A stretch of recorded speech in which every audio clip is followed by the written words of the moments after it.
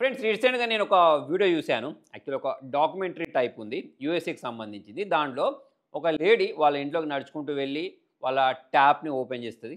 కాకపోతే దానిలో నుంచి వాటర్ అనేవి రావు. ప్లస్ అదే వీడియోలో ఆమె చెప్పేది ఏంటి అంటే, నా ఇంట్లో అప్పుడప్పుడు వాటర్ ప్రాపర్‌గా వస్తాయి గానీ, నార్మల్ టైమ్స్‌లో అంటే ఎక్కువ టైమ్స్ వాటర్ అనేవి సరిగ్గా రావు. అందుకోసమే నేను ఈ బాటిల్స్‌లలో వాటర్‌ని స్టోర్ చేసుకొని పెట్టుకున్నాను అని చెప్పేసి ఆ డాక్యుమెంటరీలో చెప్తూ ఉంటుంది. దాంతో పాటే ఆమె వాళ్ళ ఇంట్లో ఉండే ఫ్లష్‌ని ప్లస్ ట్యాప్స్‌ని ఓపెన్ చేసి చూపిస్తది. సో, ఆ ఫ్లష్‌లో గూడా మనకు కొన్ని స్ట్రెయిన్స్ ఉంటాయి చూసారా? మరకలుంటాయి చూసారా? అంటే మనకు వాటర్ అనేవి మొత్తం అయిపోయిన తర్వాత ఫ్లష్ చేస్తే మట్టి మట్టొస్తాయి. సో, అటువంటి మరకల్ని గూడా చూపిస్తది. చూపించి ఆమె చెప్పేదేంటి అంటే, నా ఇంటికి ఇక్కడ దగ్గరలోనే అంటే ఒక 400 యార్డ్స్ దూరంలోనే ఫేస్‌బుక్‌కి సంబంధించిన ఒక డేటా సెంటర్ ఉంది. సో, దాని లోపట ఏం జరుగుద్దో తెలియదు. అక్కడ పెద్ద పెద్ద వాల్స్ ఉన్న కారణంగా అని చెప్పుకుంటూ ఆ వీడియో మొత్తం ఒక డాక్యుమెంటరీ రూపంలో ఉంటుంది.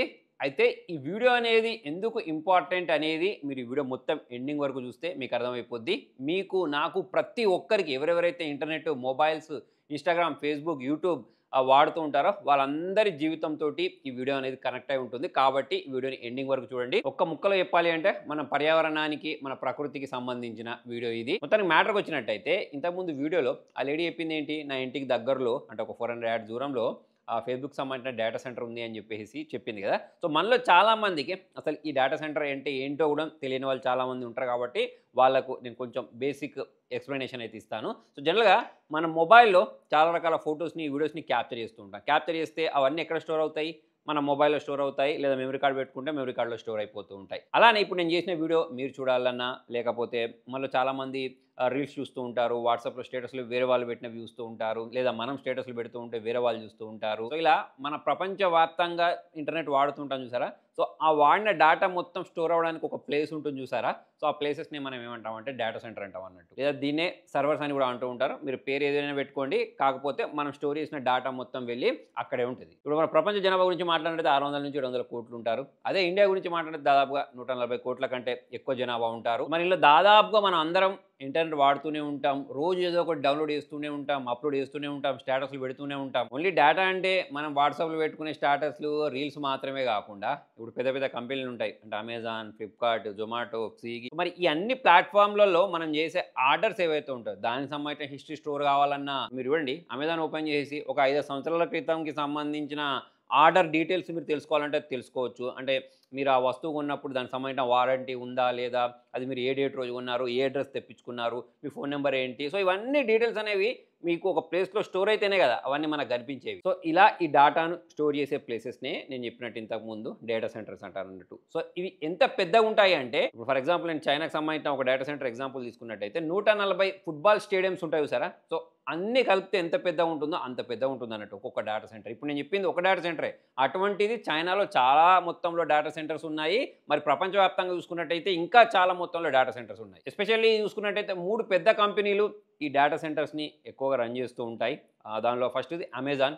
వీళ్ళ వాటా గురించి మాట్లాడినట్టయితే 30-35% ఉంటుంది. నెక్స్ట్ మైక్రోసాఫ్ట్ వాళ్ళకి సంబంధించిన డేటా సెంటర్స్ మీరు వినే ఉంటారు. దీంతో పాటు గూగుల్‌కి సంబంధించిన డేటా సెంటర్స్ ఉంటాయి. ఇప్పుడు ఫర్ ఎగ్జాంపుల్ నెట్‌ఫ్లిక్స్‌లో ఏదో ఒక కొత్త వెబ్ సీరీస్ వచ్చిందనుకోండి. ఇప్పుడు స్క్విడ్ గేమ్స్ వచ్చింది. స్క్విడ్ గేమ్స్ 3 అనేది ఓకే. అది మీ మొబైల్‌లో ఇంటర్నెట్ ఉంటేనే కనిపిస్తది. మీ మొబైల్‌లో ప్లే అవుద్ది. సబ్స్క్రిప్షన్ ఉంటేనే ప్లే అవుద్ది. కాకపోతే అది ఎక్కడో ఒక స్టోర్ అయితేనే కదా మనకు ప్లే అయ్యేది. ఇప్పుడు నెట్‌ఫ్లిక్స్ వాళ్ళు ఏం చేస్తారు? ఈ అమెజాన్ డేటా సెంటర్స్ ఉన్నాయని చెప్పాను చూసారా? సో, వాళ్ళ దగ్గరనే సబ్స్క్రిప్షన్ తీసుకొని, స్పేస్ తీసుకొని వీళ్ళకి సంబంధించిన డేటాను అక్కడ స్టోర్ చేసి పెడుతూ ఉంటారు. సో, దాన్నే మనం యాక్సెస్ చేస్తూ ఉంటాం. సో, అలా అమెజాన్ వాళ్ళు చాలా మందికి వీళ్ళకి సంబంధించిన ఈ స్పేస్ ఏదైతే ఉంటుందో దాన్ని సేల్ చేస్తూ ఉంటారన్నట్టు. అలానే ఫేస్‌బుక్ వాళ్ళకి కూడా సెపరేటెడ్ డేటా సెంటర్ ఉంది గానీ, వీళ్ళ ఓన్‌గానే వాడుకుంటూ ఉంటారు. అంటే వాళ్ళ వాట్సాప్ డేటా స్టోర్ చేయడానికి, ఇన్‌స్టాగ్రామ్‌కి సంబంధించిన డేటా స్టోర్ చేయడానికి వాళ్ళే ఓన్‌గా యూజ్ చేస్తారు తప్పిస్తే వేరే వాళ్ళకి ఇవ్వరు. అది అంతా కరెక్టే గానీ అప్పటి నుంచి డేటా సెంటర్స్ అంటున్నావు అని అసలు ముచ్చటేంటి చెప్పట్లేదని చెప్పేసి మీలో చాలా మందికి అనిపించొచ్చు. కాకపోతే ఈ వీడియో మీకు అర్థం కావాలి అంటే నేను ఇంతకుముందు చెప్పిన ఎక్స్‌ప్లనేషన్ మొత్తం మీకు అర్థమైతేనే ఇది అర్థమవుద్ది. అందుకోసం ఇదంతా చెప్పాను. మొత్తానికి డేటా సెంటర్స్‌లో ఏముంటాయంటే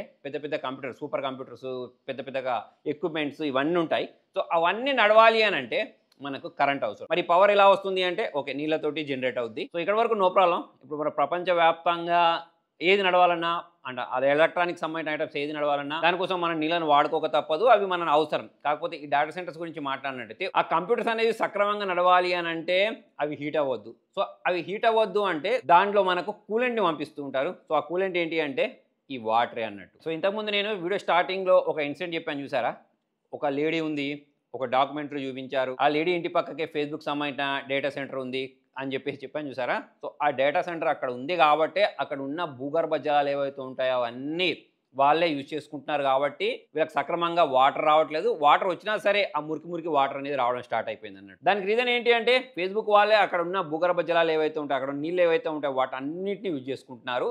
దాని కారణంగా వీళ్ళకి నీళ్ళు రావట్లేదు. ఇప్పుడు జనరల్గా మనం అందరం కూడా నీళ్ళని యూజ్ చేస్తూ ఉంటాం. కాకపోతే ఇప్పుడు మన ఇళ్లలో మనం బట్టలు ఉతుక్కున్న నీళ్ళు, లేకపోతే అంట్లు తోముకున్న నీళ్ళు అవన్నీ ఏమవుతాయి, అవి ఎక్కడో ఒక దగ్గర నాలాలోకి వెళ్ళిపోయి మళ్ళీ రీయూజ్ అవుతూ ఉంటాయి. ఆ సైకిల్ అనేది తిరుగుతూనే ఉంటుంది. కాకపోతే ఇప్పుడు మనం ఈ డేటా సెంటర్లలో పంపించిన నీళ్ళు ఏవైతే ఉంటాయో అవి మొత్తం ఆవిరి రూపంలోకి వెళ్ళిపోతాయి. ఆవిరి రూపంలోకి వెళ్ళిపోయి ఎక్కడైతే అవసరం లేదో అక్కడ మొత్తం ఎక్కువగా వర్షం పడి ఈ కుంభవృష్టి అంటారు చూసారా, సో వాటికి కారణం అవుతూ ఉంటాయి. అయితే ఇక్కడ మ్యాటర్ ఏంటి అంటే ఇప్పుడు ఈ పెద్ద పెద్ద కంపెనీలు ఏవైతే ఉంటాయో వాళ్ళు ఎన్ని నీళ్ళని యూజ్ చేస్తున్నారు అనేది జనాలకు చెప్పరు, పబ్లిక్గా చెప్పరు. ఇప్పుడు ఫేస్బుక్ తీసుకున్నా, గూగుల్ తీసుకున్నా, ఇంతకుముందు నేను చెప్పినట్టు అమెజాన్, మైక్రోసాఫ్ట్ వీళ్ళు ఎవ్వరు కూడా ఈ వాటర్ సంబంధించిన ఎంత రిసోర్సెస్ను వాడుతున్నారు అనేది నార్మల్గా అయితే చెప్పరు.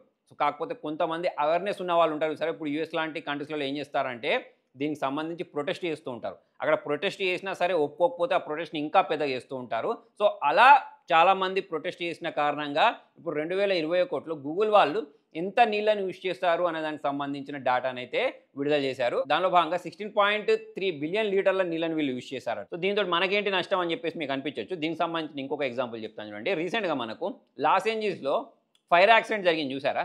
సో మొత్తం అడవులు తగలబడిపోయాయి. సో అక్కడ ఆ అడవులు తగలబడిపోవడానికి కారణం ఏంటి అంటే అక్కడ ఉన్న నేల మొత్తం డ్రై అయిపోయి అక్కడ ఒక చిన్న నిప్పు కణం వచ్చి పడ్డా సరే మొత్తం అంటుకునే పరిస్థితులు అనేవి ఏర్పడుతున్నాయి అన్నట్టు. ఇంతకుముందు నేను చెప్పాను సార్, అడవి తగలబడిపోయిందని చెప్పేసి దాని దగ్గరలోనే ఆర్గాన్ అని చెప్పేసి అక్కడ గూగుల్ వాళ్ళకి సంబంధించిన ఒక డేటా సెంటర్ ఉంది. ఇంతకుముందు నేను చెప్పాను కదా, డేటా సెంటర్ ఉంటే ఆబ్వియస్లీ భూగర్భంలో ఉన్న జలాలు ఏవైతే ఉంటాయో అవన్నీ వీళ్ళే వాడుకుంటూ ఉంటారు. వీళ్ళకి ఎక్కువ నీళ్ళు కావాలి కూలెంట్ కోసం ప్లస్ ఎలక్ట్రిసిటీ కోసం దాన్ని మెయింటైన్ చేయడానికి అని చెప్పేసి ఈ గూగుల్ సంబంధించిన డేటా సెంటర్ ఎంత నీళ్ళు యూజ్ చేస్తున్నాయని చెప్పేసి అక్కడ చాలా పెద్ద పెద్ద ప్రొటెస్టులు జరిగాయి.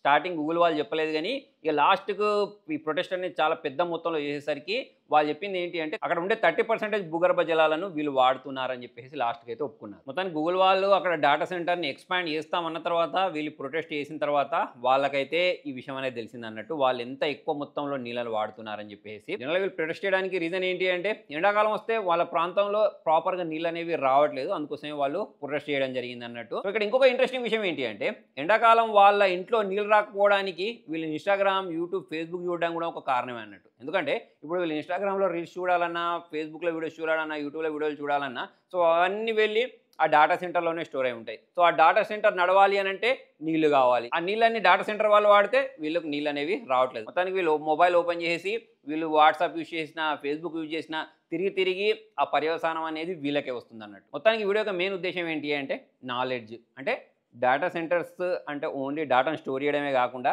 అవి నడిపినందుకు గాను మన భూగర్భ జలాలు ఏవైతే ఉంటాయో మనం వాడే వాటర్ ఏదైతే ఉంటుందో దాని మీద కూడా ఇంపాక్ట్ పడుద్ది అని చెప్పడానికి ఈ వీడియో యొక్క ఉద్దేశం అన్నట్టు. త్వరలోనే మన ఇండియాలో కూడా బెంగళూరులో మెటా వాళ్ళు ఒక డేటా సెంటర్ని అయితే ఓపెన్ చేయబోతున్నారు.